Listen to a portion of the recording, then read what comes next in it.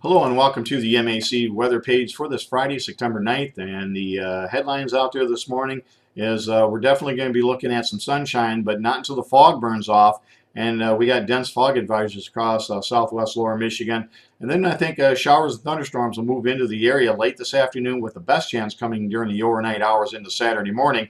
Again, we don't expect heavy rainfall unless you get under a pretty strong thunderstorm, which there may be a couple out there that could reach severe levels. Although I have to agree with the Storm Prediction Center showing severe weather off to our west today and off to our east tomorrow as that front moves through there in the overnight and early morning hours on Saturday. Not a real ideal time to pick up severe storms. And again, I think we got some pretty significant changes coming later next week. We'll have a cold front come through later Tuesday, and that'll bring a chance for a few showers and thunder showers. And then behind it, much cooler and drier air. In fact, later next week, I think we could see highs in the 60s and 70s for the second half of the week and lows in the 40s and 50s. So it'll be a touch of fall in the air by the middle and end of next week. Our normals for the day, our normal high is 72, the normal low is 52, or 77 rather, and a low of 52. A year ago, we had a high of 71 and a low of 58. As far as yesterday across the area, temperatures in the upper 70s to the low 80s, with many areas picking up rainfall, but only about a tenth to 2/10 of an inch of rain, and some areas only a few hundredths of an inch of rain. And you can see Marlette only a hundredth of an inch. They picked up very little rain out of this entire last system, and you can see on the soil conditions at the 2-inch level, they are very dry there, but all other depths at all locations, including Marlette, are very moist at all depths. So lots of moisture and warm temperatures in the soils. And you can see on radar this morning the heaviest activity well off to our south, and that's where that'll stay. But some of this moisture will meet this cold front that's going to be coming through the area. And again, you can see already some showers and thunder showers this morning. These will weaken, but then redevelop tonight. And again, I think we have a good chance of all areas picking up at least a tenth of an inch, in many areas around a quarter to a third of an inch. And obviously, if you get under one of the heavier thunderstorms, you could pick up quite a bit more rainfall. But overall, not a very heavy rain pattern as it looks right now. And then our next chance of thunderstorms will hold off till Tuesday when that front comes through the area. As far as the satellite view this morning, you can see the colder cloud tops that's streaming off into the area. And again, we'll see lots of thunderstorms off to our southwest. They'll move across the Ohio Valley with lots of heavy rainfall there. And you can see a little twist in the atmosphere off to our northwest. That's that low pressure system and the cold front that'll be moving off to our north. And again, that'll drag that cold front through the area tonight, touching off the showers and thunder showers. If we look at the forecast map this morning, you can see the low pressure system off to our north will be heading to the east, dragging that cold front through. And again, the area heavy rain and severe weather off to our west and southwest. And then by Saturday, it looks like the best chance of severe storms will move off to our east when they develop, because this front coming through the area during the late night, early morning hours here will be coming through this area during the peak heating time. So that's why we expect severe storms off to our east tomorrow. And then by Sunday, high pressure system will dominate the region. We expect lots of sunshine, temperatures in the 70s. So Sunday looks like a fantastic day. If you got any plans to cook out or be outside, Sunday's the day to do it. And if we look at the severe weather potential, you can see I've highlighted this area for the last several days to watch.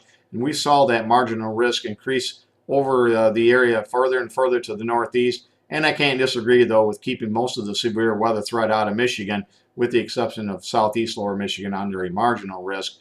And again, for the day 2 outlook Saturday, the best chance will be off to our east. And again, just some general thunderstorms during the morning hours. And again, I would not be surprised to see a couple of severe storms in the state of Michigan. But again, the best chances certainly will be east and west of us over the next couple of days. As far as precipitation over the next 48 hours, you can see around a quarter to maybe a third of an inch over much of the area, and some heavier rains to the south and to the northwest of us. And over the next 7 days, you can see heavy rains across much of the UP and well off to our southeast, about a half to 3/4 of an inch here, I think, over the next two systems into the middle of next week. As far as temperatures in the 6 to 10 day outlook, you can see the heat being suppressed to the southeast. And we're going to be in a more of a normal pattern, but don't worry, we move to the 8 to 14 day outlook, the ridge becomes reestablished, and it looks like we've got plenty of hot weather up and down the eastern seaboard and back into the Great Lakes. So certainly more 80s are possible. I'm not sure we can squeeze out one more 90-degree day, but certainly warm conditions overall over the next couple of weeks. As far as precipitation, really for the Great Lakes, I think we're going to be either side of normal, so nothing earth-shattering as far as big storms as it looks right now.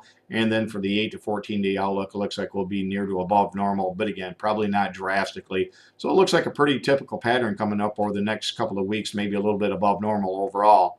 And as far as the map I showed yesterday, again, this is kind of a sneak preview of what we expect this winter. We expect the weak La Nina or a neutral state.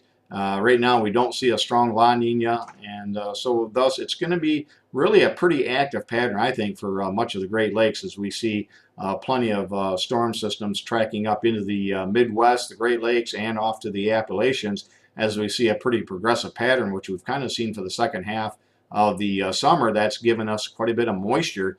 So I think there's going to be a pretty active storm track.